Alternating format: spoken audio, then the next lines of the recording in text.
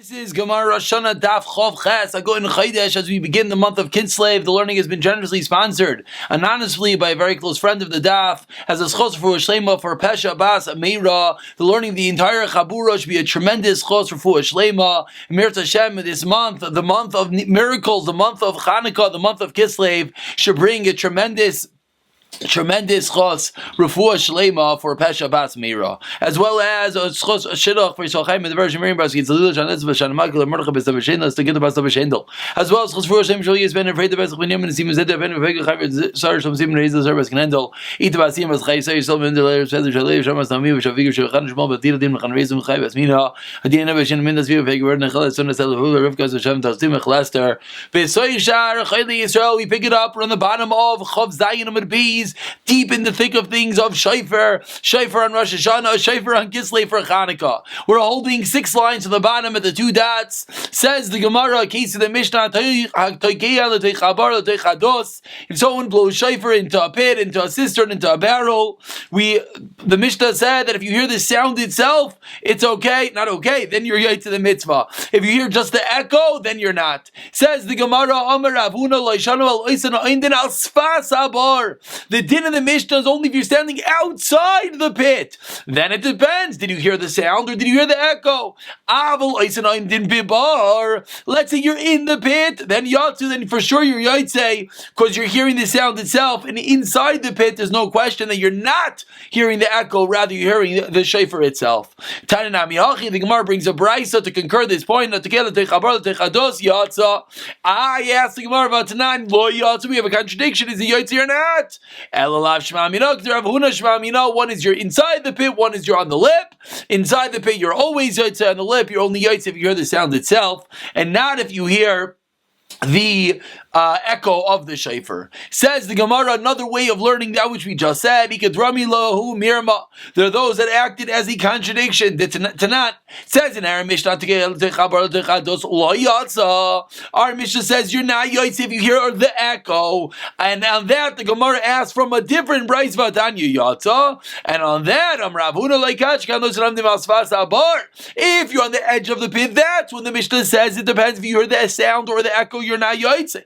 If you're in the pit itself, then you are always yaitse. And that is the end of part number 1 of today's shir, discussing the sound versus the echo, depending upon where you're standing. If you're inside, you're always yaitse. If you're outside, you have to hear the sound itself and not the echo.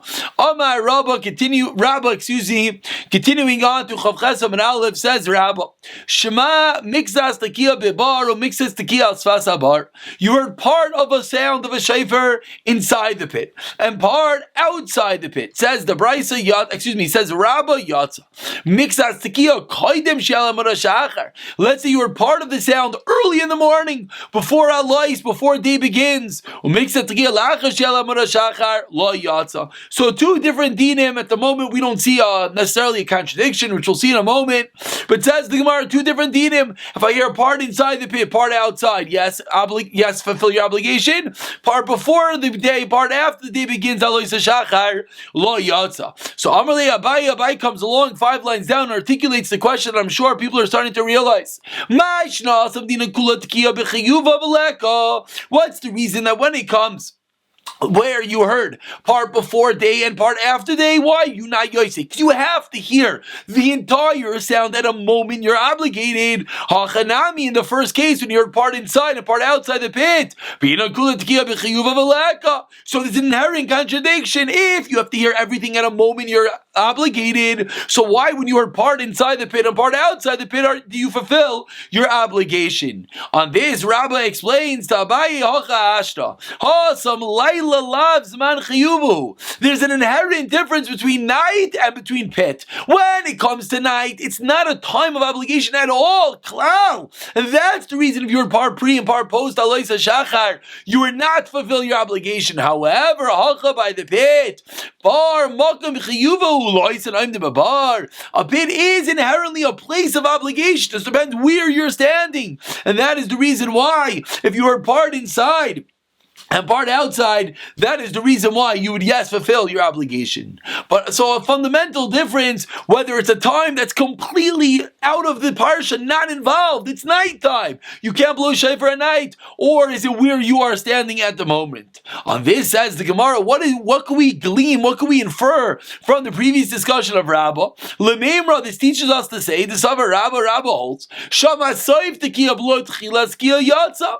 Rabbah is teaching us, if you're the end of a blast without hearing the beginning of the blast, then you are Yaitse. Umemela, what could we infer? From the statement of Rabbah, that Rabbah wasn't bothered that you're part in the pit and part outside the pit. We clearly see Rabbah does not have an issue if you heard part of a shofar. It's not a problem, because he says you fulfill your obligation as long as it's a place that theoretically could be Yaitse. So the Gemara is inferring that according to Rabbah, whether you heard the beginning or end, it would be okay. And on that, Tashema, says the Gemara, we have a problem. Excuse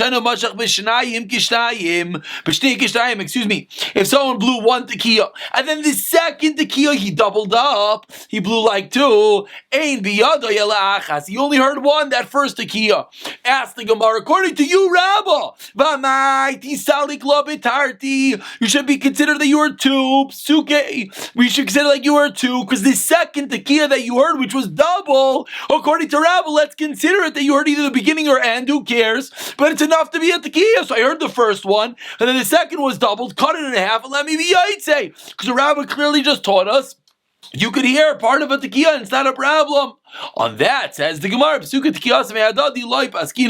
we cannot split up a tekiah. Tashema, continues the Gemara, you blew into a pit, a cistern, or a barrel, again, the exact same question about why don't we say you heard the first part of the blast even before the echo came in? So that itself should be enough, because again, Rabbah is of the opinion you can split a tekiah in half. Answers the Gemara, Kikam Rabbah. What did Rabbah say? We're now going back and we're reinterpreting the top line of today's daf. What was the top line? You were part in the pit and part outside the pit. Says Rabbah, you know what's going on. The case is the case is that you are blowing and going up as you're blowing. Now, let's pause for a moment and let's learn a contrast. Let's see the contrast. Let's look back in the first case. When we read the Brisa, we read it very vague. We said you heard part in and part out. We didn't fully explain. Rabbah now is explaining, no, the case is you blew inside and you yourself walked out. That's the reason you're Yaitse. So what was the Havamina? What do we think the case originally was? So look at the top Rashi. The top Rashi says, originally we thought,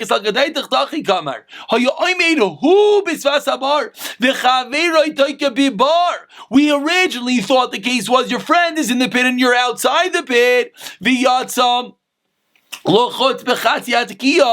you're yoitza with half the tekiah. We thought originally there's two people in two places, and the fact that you heard the second half of the tekiah, that is enough. That causes multiple issues, because we saw it clearly when you blow into a pit, it's not true. You have to hear the shofar, not the echo. Why not just split it in half? So explains the Gemara, that's not what Rabbah meant. Rabbah meant that you yourself were in the pit, you're blowing and you're listening. Of course, the Shema Yakol Shofar, even though you're the one blowing, you have to hear it, and as you're blowing, you walk outside of the pit. On that, ask the Gemara, Yachim Haylamembra, it's beautiful, excellent, but it's pashit. What's the chiddush? Explains the Gemara, I would have thought, maybe there's a split second that your head pops out and the shofar is still inside the pit, and therefore at that moment, at that moment, there's an echo that arises from the pit, for the fact that your head is outside of the pit, so maybe you're hearing an echo, Kamash Malan, that we're not worried about that, and you could blow inside as you walk up, and that's going to be the reason why Rabbah says you're Yaitse, but not to necessarily having anything to do with the fact that you could split up the kol in half, because you heard it the whole time. You started inside and you walked outside as you were blowing. And that's the discussion regarding hearing the entire blast of the shofar. Continues the Gemara, Amar Rav Yehuda, we're about 20 lines down. First one on the line is Yehuda, B'shofar shel ayla lo yitka, v'imtaka yatza. If you take a shofar off an animal or for a carbon ayla, when do you take it off? Either you took it off when the animal was alive, or you took it off after shchita, but before the zrika. If the zrika, which we know is one of the critical avodas of every carbon, if after the zrika you took it off, then nothing's doing.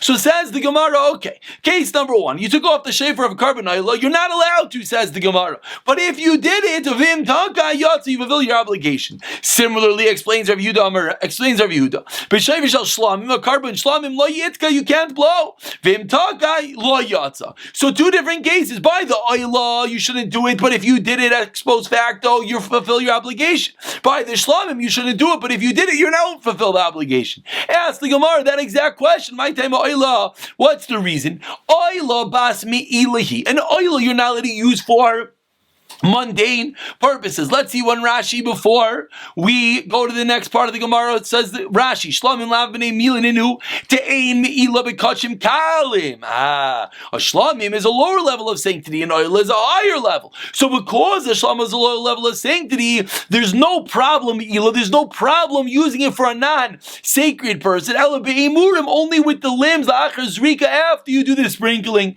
But before you do the sprinkling, there's no problem. So says the Gemara, when it comes to an oila, my time oila bas milihi. I read the wrong Rashi. Let's go back to the Gemara. We read the second half of Rashi. Rashi talking about the Shlamim. Back to the Gemara one more time. My time oila bas milihi, and oila is that higher level of kedusha, kachim, and therefore kivan demal ba nafkala lechulin. The moment you use the animal, you blow the shofar with the animal's horn, which is a carbon oila kachim, the highest level. You deconsecrate it. The rule is, the law is, you're not allowed to do this. But if you use a carbon for a non-sacred purpose, it goes lechulin, it becomes non-sacred. And therefore, ironically, because you did a bigger Aveira, you're going to be Yaitz Shofar, because it went lechulin. However, Shlamim, Delavini Milaninu, you're not Oivram Ila, therefore, Yisu Drachavu, the Shofar is always going to be forbidden, V'lo lechulin, and therefore you cannot fulfill your obligation. So again, comes out perhaps a bit counterintuitive, but because an Oila is more Kaddish,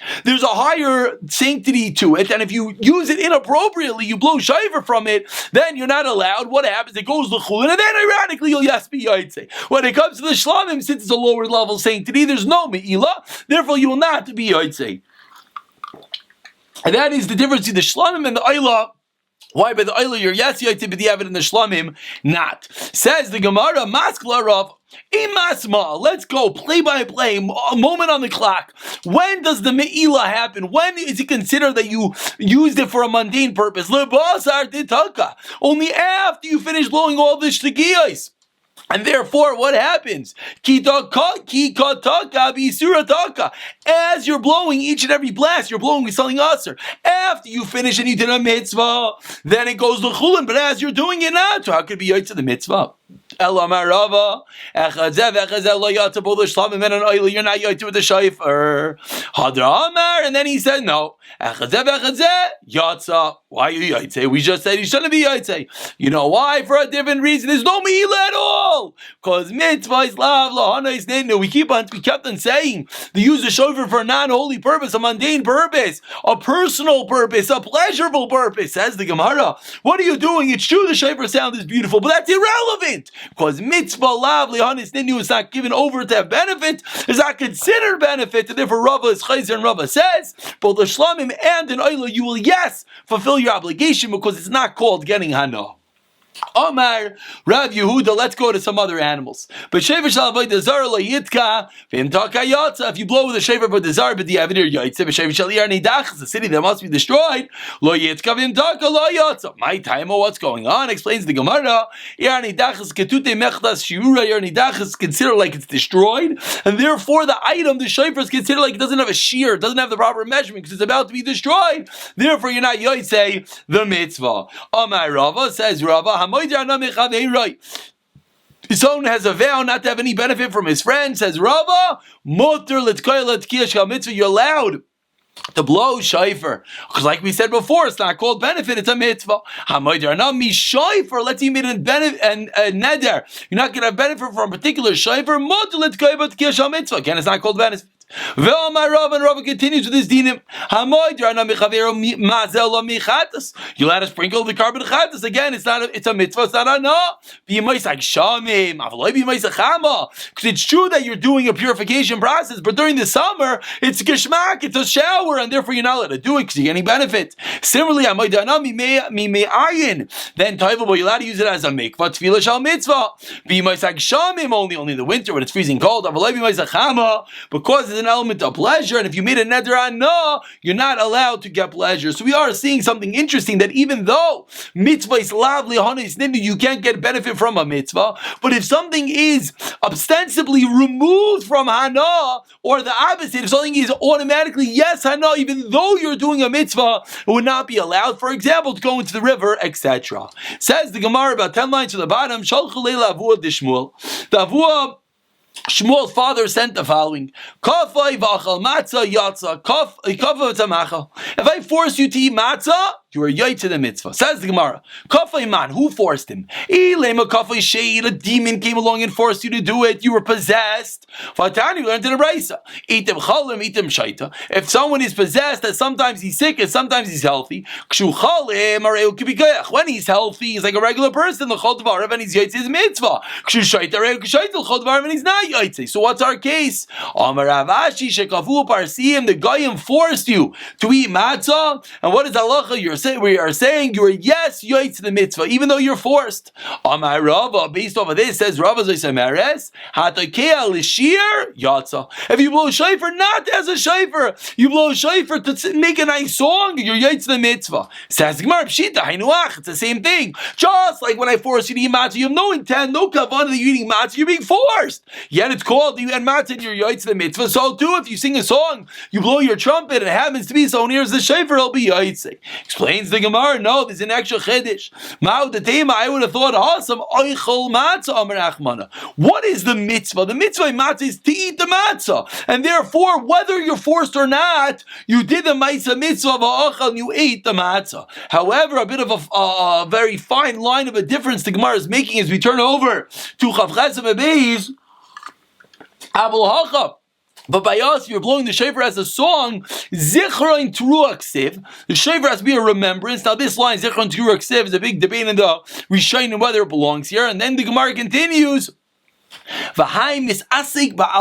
You're preoccupied with something else, and therefore it's not called you're doing the mitzvah Kamash Malan. It's not called doing the mitzvah at all. So again, a bit of a nitty-gritty difference, but says the Gemara, the mitzvah of matzah is fundamentally different than the shofar. By the matzah, you did the maisa, you ate the matzah. By the shofar, you can't say it went through my ears. At some level, you have to be cognizant that which you are doing. Says the Gemara, Alma Kesava Rava. What's the take-home point? What does Rava obviously hold? Mitzvahs ain't shrichas kavana. For the fact that you can shove the matzah down his throat and he's going to be yaitzit, must show me that the mitzvah does not need kavana.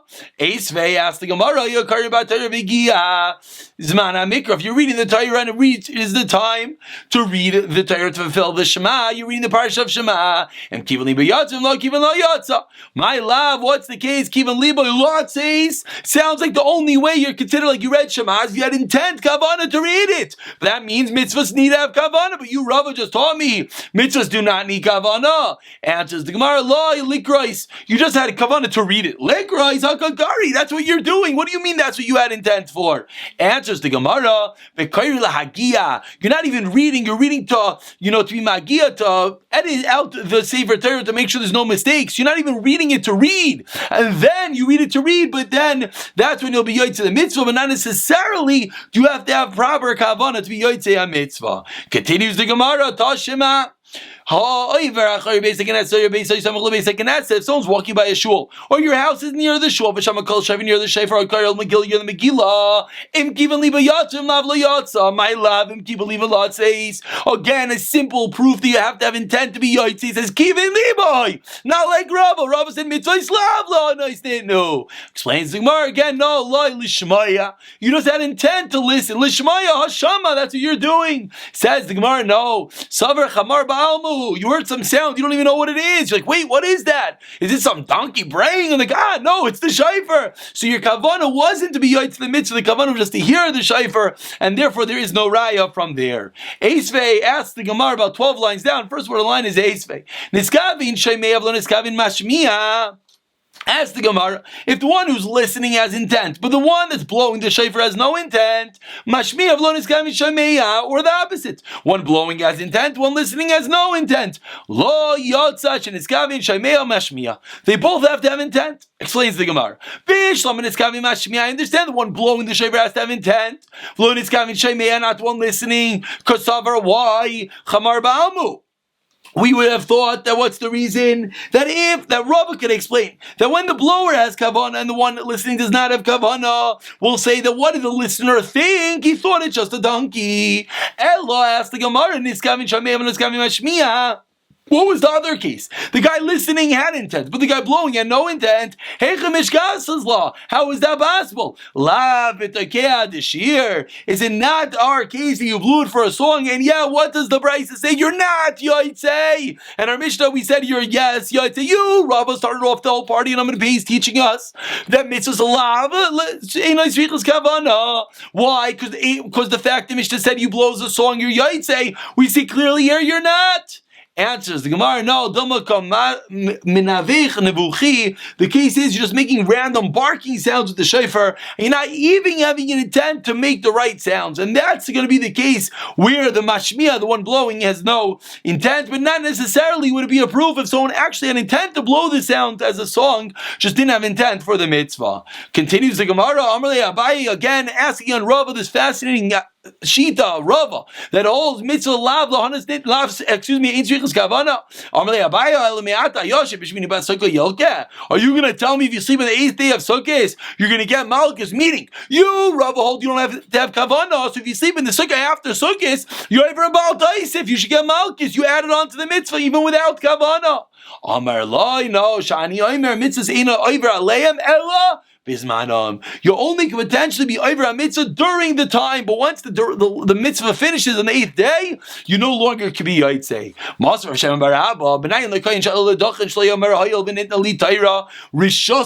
A kohen is going up to Duchen should not say, since the Torah gives me permission to bless the people as Israel, I'll throw an extra bracha in, and then he throws in what bracha? Don't do that. Why? Says the Torah you can't add on. So says the Gemara, what's the din? That a kohen can't add on to Berachas Kehanim. Assumes the Gemara, when is he adding on? After the brachos.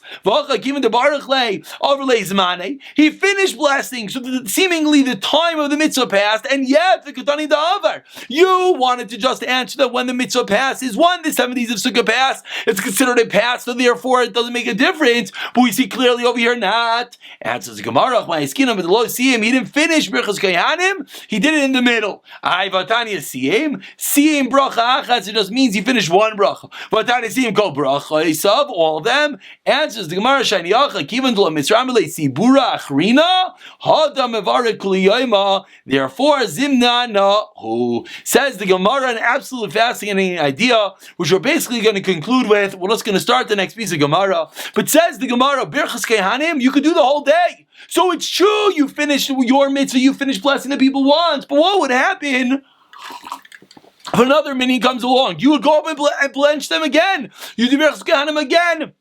And therefore, it's not considered like the mitzvah passed. And therefore, since it's not considered like the mitzvah passed, that's the reason why you can be over on Baal Taisif. But in our case, going back to Rava's answer on Shmini Atzeres, it's not going to be a problem sleeping in the sukkah. For what reason? Because it's not the time of the mitzvah. Says the Gemara in the last narrow line, Umena Temra. Where do you know this? Where does Rava know that if you could do a mitzvah more than once a day, that the entire day is considered its zman, and therefore there's no Baal Taisif?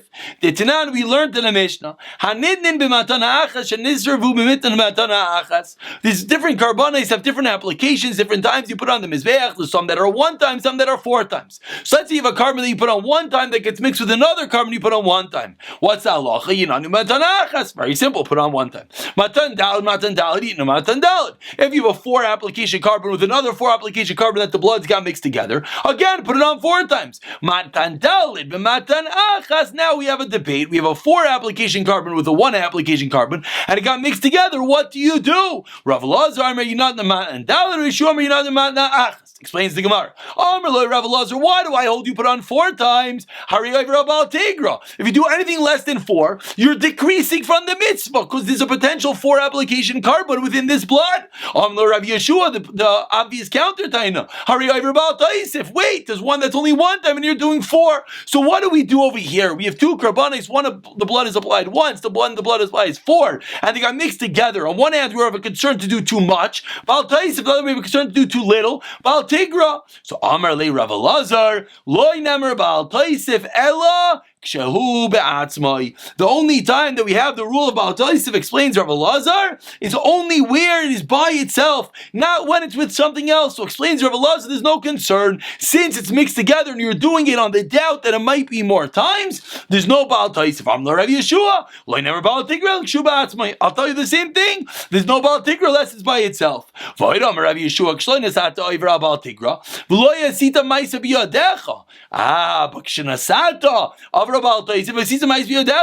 Says Rav Yeshua, it's better to be passive than active.